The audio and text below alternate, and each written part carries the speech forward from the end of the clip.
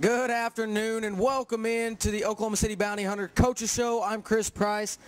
Over here is Josh Reising, and of course we've got Coach Kevin Cox, who's sitting here playing on his foot. Coach, we're doing a show here. I'm actually talking to my agent. We got a couple gigs lined up, so we win a championship, I might be going somewhere else. The Lions going to pick you up? Maybe.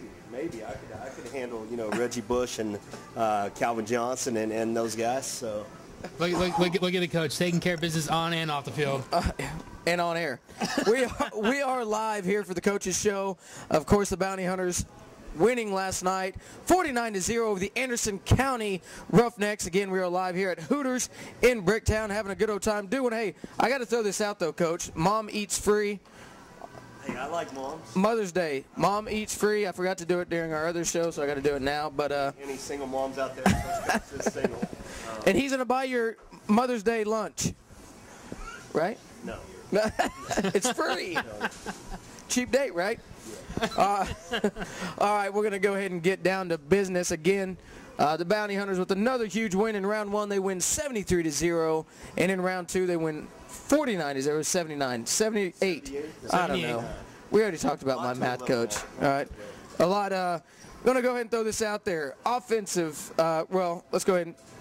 Offense has scored 463 points in 11 games. Yeah, I can't even read my own chicken scratch. So and that's not only the offense. I mean, our defense, our defense scores as much as, we're giving up per game. Our defense has scored a lot of those, 465 points. I think we're averaging 42 points per game in the 11 games on the field that we played this year. Mm-hmm. Obviously, we're 12-0. We got a forfeit win. I think week 6 or something. Okay. So, if you add in that, 2-0 forfeit win, it kind of drops our drops our average down to 38 points a game. Defensively, we've only given up 88 points a game, but that's not all just our defense. Unfortunately, we've given up a kickoff return, a punt return, for a touchdown in separate games, and then we threw an INT for return for a touchdown. Yep. So there's 21 points right there. Right. That means our defense has only given up 67 points. And then actually we gave up a 2-point conversion that our offense threw an interception. It should have been ruled dead, but it wasn't. So there you go, 65 points that our defense has given up in 11 games. Guys, that's incredible. See, and we were talking before the show, too. 88 points on the season, and that averages out throughout the season about 8 points per game. But the one game, there was one game in the season where you gave up 15 points a game. Yeah, so that really kind of skews the numbers a little bit. You take away that 15 points for that one game, the average would be a lot lower. So really it's not, if you think about it, the team's really maybe giving up 7 or even possibly 6 points per game, which is really... If you want to really technically get into it against CCR, we gave up 15, but 8 of those points shouldn't have counted because, on one they threw a touchdown late in the game. The quarterback was 3 yards across the line of scrimmage. So it was garbage time. Yeah, not even garbage time points. It just shouldn't have counted. Right. If I would have had my little red flag, if we had if we had review, I would have thrown the red flag, and Coach Kelly would have done it, and they would have went and put their head under the mask, and they would have saw that the quarterback was 3 yards down, past the line of scrimmage. So we take those 6 points off the board right there. Right. And then the other 2 points was the 2-point conversion that we threw an interception, which, NFL rules, when you do that, the ball switches hands, play is dead. Yeah. So you're looking at it right there, 8 points shouldn't have counted. Yeah. So really that game should have been 38-7. Right. And, it looks a lot better than 38-15. Right. So, it's neither here nor there. And those points, it wasn't going to affect the outcome of the game. And, those points that they scored were towards the end of the game. So it doesn't really matter looking back now. But, obviously defensively you want to keep them to as least amount of points as possible. Our defense in 11 games has only given up 5.9 points per game. Our defense is actually averaging more points per game than what we're giving up. That is incredible. So guys. it's almost safe to say you guys essentially have 2 offenses on the field at one time. Hey, we don't even have to show up, man. Right. Offensively, I can stay at home, and the offensive players can stay at home, and our defense can go out there and win the game by themselves. Can we give that a try one week by chance? I would get off the board, so we can't do that. But, the saying is defense wins championships. And, you know, being an offensive guy, I always hate hearing that because, you know, I like to score points and we like to, you know, have great showings offensively. Oh, of course. But defense does win championships. And I've said this time after time, I really feel the way our defense is playing right now, we might have the best defense in the country, you know, at this level of football.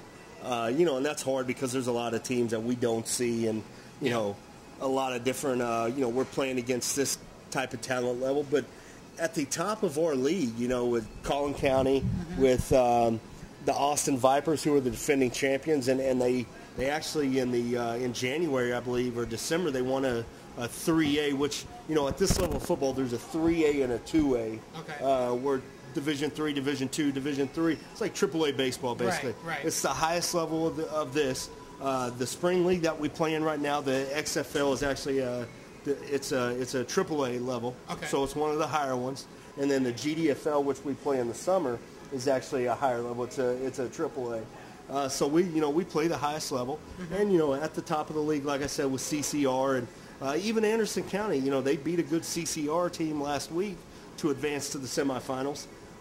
And then Austin, and then the South Houston Ducks.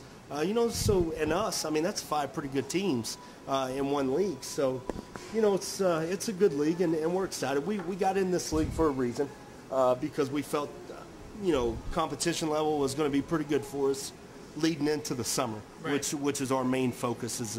Our main focus is winning a championship right now in the XFL. But, you know, the summer is really, it's where we put all our efforts and all our money for advertising and stuff like that. So, you know, we laid out goals at the beginning of the year, and we're one win away from reaching everything that we laid out for the spring. Let me ask you real quick. You mentioned just there at the end there that you laid out goals for this team going up into this season, and obviously at this point now the season's going well. That we're playing. The Bounty Hunters are playing for a championship. But as I mentioned, that you were talking about goals that you set for the start of the season. Has this team hit every goal that they were looking to hit for the season? Yeah, for the most part, you know. I know offensively at the beginning of the year we would like to play a little better. We didn't play very well at all. You know, the last 4 or 5 weeks we've really hit our stride.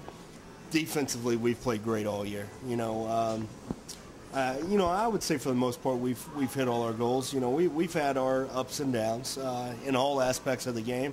The kicking game, you know, we struggled a little bit. Then we had some high points. David Goodson, our kicker, actually has the league record field goal for the XFL. He had a 53-yarder when we traveled down and faced the Killeen Knights at their place. And, you know, that's since I've been coaching Goodson, that's 3 kicks of over 50 yards in his career. He's got 2 in the GDFL, a 56-yarder and a 55-yarder, and then now the 53-yarder in the XFL. So great, he's a great weapon. Well, Coach, we always talk about the defense. Every time me and you do a pregame or a postgame, or even last week on last week's Coach's Show, you know, we talk so much about the defense and how much they excel, but you really just can't take anything away from the offense. The offense scores 42 points a game. Well, and that's a good average. That's the whole team. I would say probably offensively, I'd say we probably score. I think we score about 35 a game. You know, I think that's the average. You know, we've been playing well. You know, last night, you know, Justin Johnson breaks off a 55-yard touchdown run. You know, Reggie Arnold had over 100 yards for I think the 6th straight game that he's played in this year, and he had 2 touchdowns. Zach Frederick had an unbelievable catch. You know, there in the 3rd quarter where it's about a 10-yard fade, and he goes up over a guy and snags it on him. And then Gerald Jones, you know, you can't say enough about that guy. You know, he's incredible. We do some different things where we put him at quarterback. And, you know, just like he at Millwood, when he played for me at Millwood, he was my quarterback. Then went to Tennessee, and they used him in the G-gun formation is what they called it. And, you know, we put him back there, and there's just not many guys that can tackle him at this level. And he had 2 carries for 40 yards and a touchdown. What else did we have? You know, Vincent Penny had a good game. You know, I think he had about 85, 90 yards receiving. He had a good game as well. You know, the stats weren't as gaudy as, 49-0. You think maybe we put up a whole lot of numbers.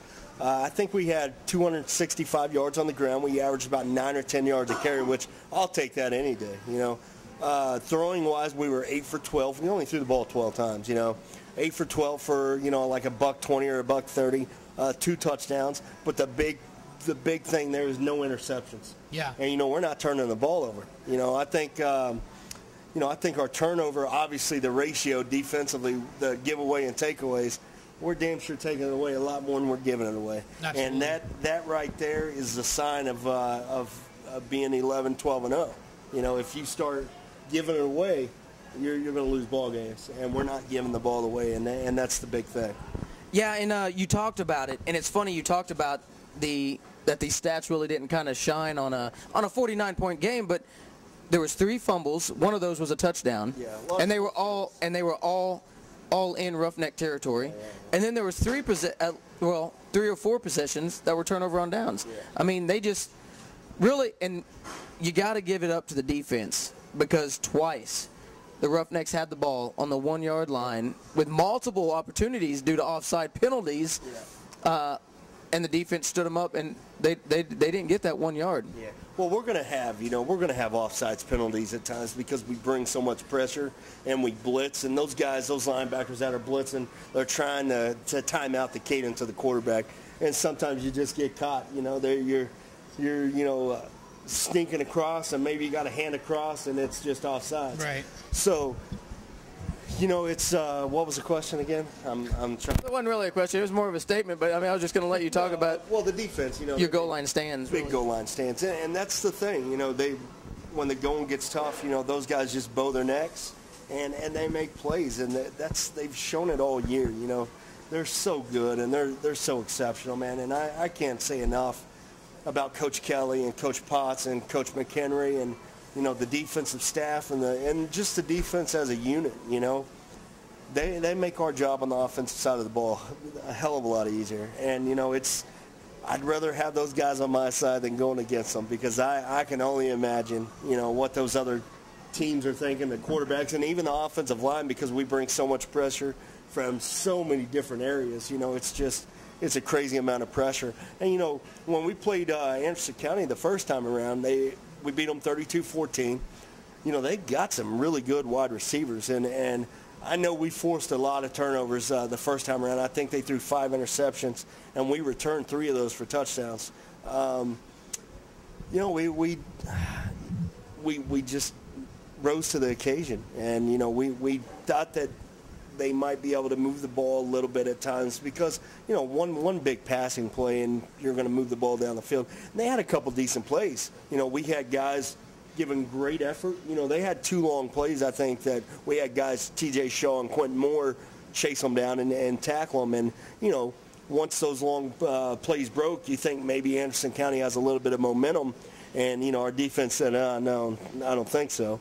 And they got tough and they played physical. And the goal line stands that's physical football, and that's how we play, and we're going to keep guys out of the end zone.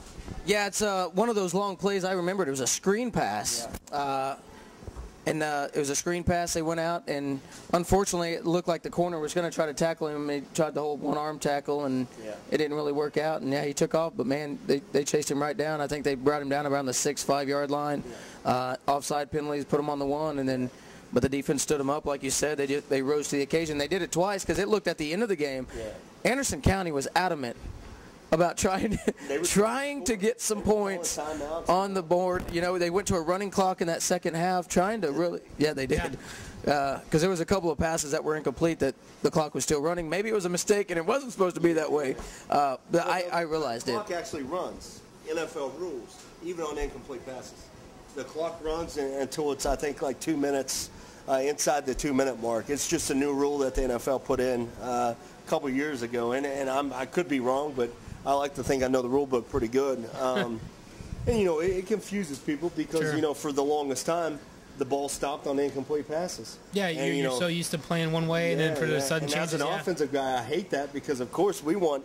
We don't want that clock to run. We want to get as much field time as possible. You want that clock to keep on running, and you want the clock to stop. Yeah, you want to stop, and you want but you want that clock to stop, so that way you get more time, more play on the field and whatnot. Well, it seemed like it kept going no matter what happened. It was going. So I just figured, it's 49-0. They were just gonna let the clock run and kind of get out of there. But But it was in hand, you know. Probably the most entertaining thing about the game was the fight in the opposing stands. I mean, I guess we had a girlfriend and a baby mama, and maybe they both came to the game, and their boyfriend was on the field. I don't know, and they saw each other. I don't know what happened. I know it was entertaining, but you know that's. You know, we're trying to get away from that stuff at this level. And I know that was out of our control. You know, we've got great fans. You know, I can't say enough about our fans. And, you know, we even had, you know, it was a decent crowd last night, especially for Game 7 of the Oklahoma City Thunder. Oh, yeah. You know, that's a big game. You know, the Thunder are the team of Oklahoma City. We're the second team. I hope we're the second team. But, you know, hell, I wanted to be at the Thunder game. But, you know, we got a chance to get to a championship game, and I'm thankful, very thankful for the fans that showed up. You know, and it's always a good experience. And like I said, we can't control what happens on the other side. And it was embarrassing to a certain extent because, you know, we have a school board in Putnam City that we've got to answer to. And even though it wasn't our fault, we still have to, we're the home team. You know, we still have to answer questions. And hopefully we've got everything squared away, which I think we do. And hopefully it doesn't happen again because, you know, this level of football can be so big. And you know, we're trying to make something here in Oklahoma City to last and, you know, throughout the spring and the summer. And we want to give people, you know, Oklahoma's a football state, you know, with OU and OSU and high school football's big too, yeah. Oh, yeah, it's huge. Well, we want to get people to come and basically get on our fan base. You know, we want these guys to come out and cheer for our guys, and we're going to get people great football throughout the spring and the summer, and you know, lead them into the NCAA season and the NFL season. And you know, I think the more our name gets out there, you know, I try to wear an Oklahoma City Bounty Hunter shirt everywhere I go. Sure. And it's just free advertising, and people, hey, who is that? You know, I tell them to go check out our website and our Facebook page, and you know, there's even not messages, but post on our Facebook page, man, these guys look like the real deal, or man, I wish I would have known about y'all 6 months ago. Right. And, you know, hey, come on board. I mean, we've got a great staff. We've got a, you know, great, obviously, with all the film stuff that we're starting to do now, and sure. the live broadcast, you know, and the dance girls that we're, you know, going to introduce this summer. We're becoming more of an entertainment, you know, more of a entertainment outlet for people. And, you know, obviously we play great football. You know, we've only lost 3 times in 2 years. Right now we're 10, 12, 12. We're 24 and 3 in 2 years. You know, I'll take that. Oh, absolutely. We got an opportunity to win our first championship coming up in 2 weeks. We're going to have, you know, the rest of this week to game plan. We know who we're going to play. We've faced them once already. You know, we rushed for 200 yards that game. You know, when we played Austin down in Austin, we held them to 25 yards rushing. You know, their 2 touchdowns that they scored off of a busted assignment in our secondary. Our safety thought we were in one coverage. Our corner thought we were in another. And, you know, we gave up a touchdown. Hey, quarterback made a good throw. Receiver caught the ball. Touchdown. Right. And then we give up the opening kickoff of the second half, which is not like us. Sure. And it's not going to happen again, I guarantee that. So that's how they score their points. You know, we did well offensively. We moved the ball up and down the field. We had, you know, a couple big-time drops by a couple big-time receivers that don't make those drops. So that game could have easily been not 27-14 or not going into overtime. But, you know, we controlled the ball on the ground. We had, like I said, 200 yards rushing to their 25 yards rushing. And, you know, they threw the ball for, I think, about 160 yards or so, 180 yards. And, you know, we threw it for about 140 or 130. We didn't throw it well, but we had big drops. But we ran it well. And, you know, I feel confident in what we're doing. And, you know, we are a totally different team from right now than what we were when we went down to Austin. I mean, it's night and day. Yeah. You know, our offensive line has stepped up big time. You know, our quarterback play is so good right now. And, you know, our running game, when you got a guy like Reggie Arnold, I mean, the guy's just incredible. And then you sprinkle in a guy like Justin Johnson, who's incredible. And then you bring in Santhony Lindsay, who has made big plays. He's rushed for over 100 yards twice this year in a game. So, you know, he's made big plays in the running game. And then you got a guy like Coty Farley, who's a great fullback, can run the ball, he's averaging about 6.5 yards a carry. Sure. He catches the ball out of the backfield, and he leads the way for those guys. And then you sprinkle in Lionel Bibbins on offense, and, I mean, that's just another weapon for us. Jeez. With the receivers that we have. I mean, it's, like I said, it's going to be a different story, and I guarantee this championship game will not go to overtime. To me, it sounds like a recipe for success. Yeah. We're doing the right things, and I can't be any more excited for what's going on for, the Bounty Hunter organization and, the way our players are playing and the way our coaches are coaching. Like I said, I think we have the best coaching staff in not only the state of Oklahoma at this level, but maybe in the country at this level. I think we are, our records, Speaks for itself. It does. This staff has been together even back in the Diamondback days. We went 40-2 with Oklahoma City Diamondbacks, and now we're 24-3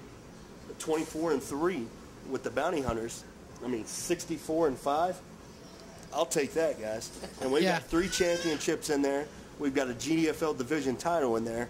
Now we're about to have an XFL championship in there, and then we'll see what happens this summer. We'll just throw that dice out there and see how they roll. So.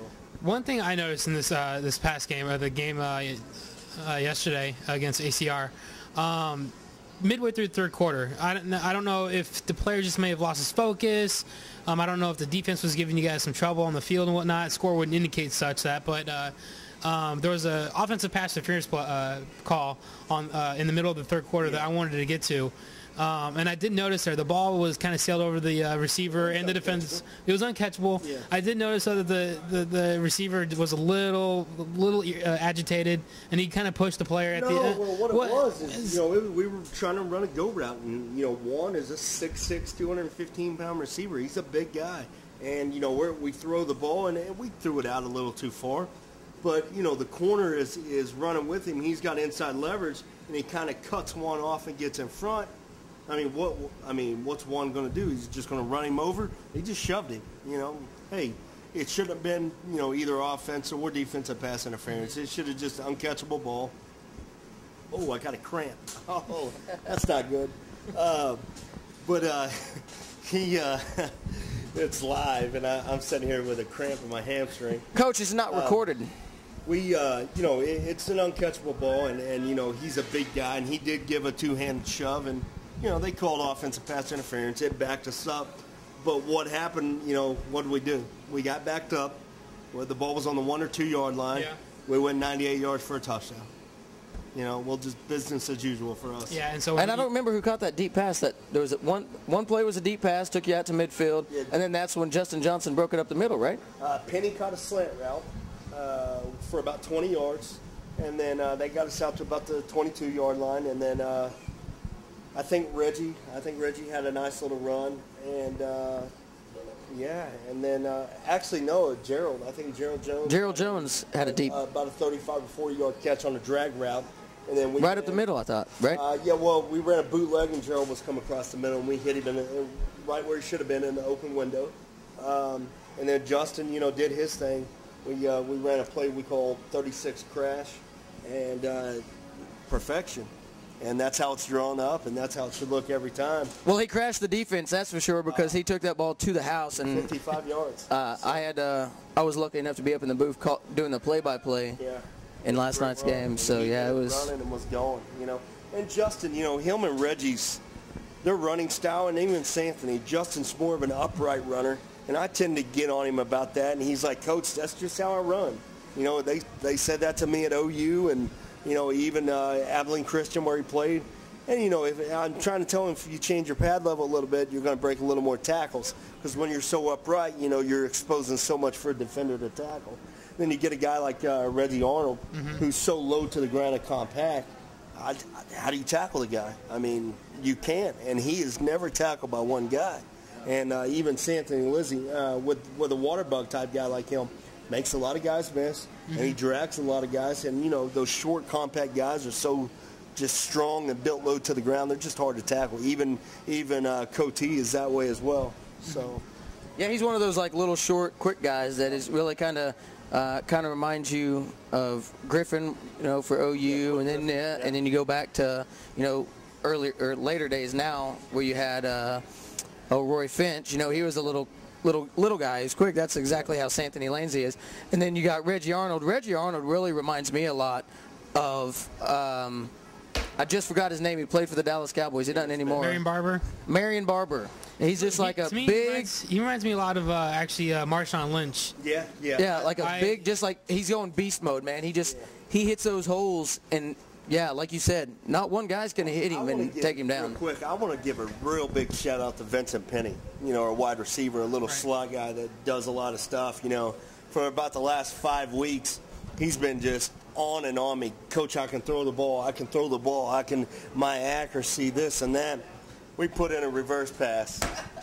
Hey, he's a team player. I know where this is going. I know where this is going. It couldn't have been drawn up any better. It was so wide open, and boy, he short-armed it, and he blew a touchdown. Did you have a couple choice words for him? Oh, we've been.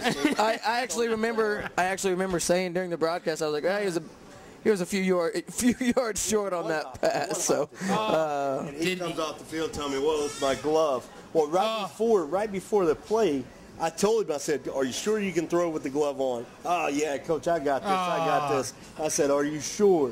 I said, "We can take the glove off. Nobody's going to notice." "Nah, I got this." "All right, man, go do your thing." I said, "You got one chance. One chance." You put the pressure on him. And after the game, he said, "Come on, Coach, let's do it again." "Nope, you have your chance." Nope.